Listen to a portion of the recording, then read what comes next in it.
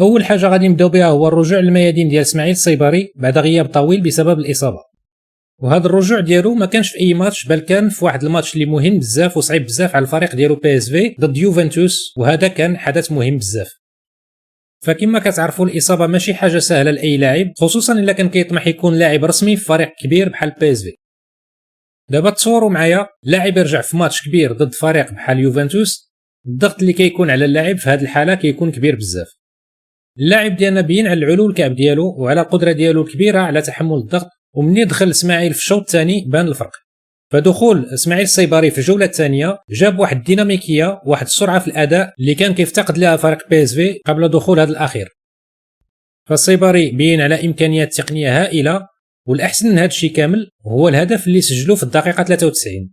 فباش تجيب هدف في واحد الماتش اللي كيكون تقريبا مثالي، هذا الشيء كيوري بزاف على العزيمه والروح القتاليه ديال اللاعب. كاين اللي غادي يقول لك هدف واحد في ماتش اللي خسروه ب3-1 واش فيه شي فائده، ولكن لا، هذا النوع من اللحظات كيوري باللي اللاعب عنده النيه باش يقدم الافضل ويقاتل حتى الدقيقه الاخيره، وهذا الشيء مهم بزاف. فالصيبري في الانترفيو ديالو من بعد الماتش قال انه حاس بالفخر حيت قدر يعطي شي حاجه للفريق من بعد مده طويله ديال الغياب. وهذا الشيء كيبين كيفاش اللاعبين كيخدموا على راسهم ماشي غير في التدريب ولكن حتى في التفكير الايجابي والتعامل مع الضغط. واش كنتي كتشوف ان الصيبري غادي يكون عنده هذا التاثير الكبير، او بصراحه كنتي متخوف من الاداء ديالو خصوصا انه يلاه راجع من الاصابه؟ جاوبوني في الكومنتير، عطونا الاراء ديالكم، فالراي ديالكم كيهمنا.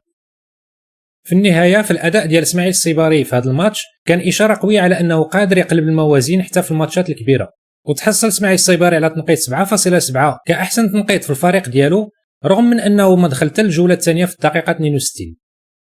وهذا الرجوع ديالو من الاصابه كيبشر بالخير للفريق ديالو بي اس في ولكل عشاق اللاعب.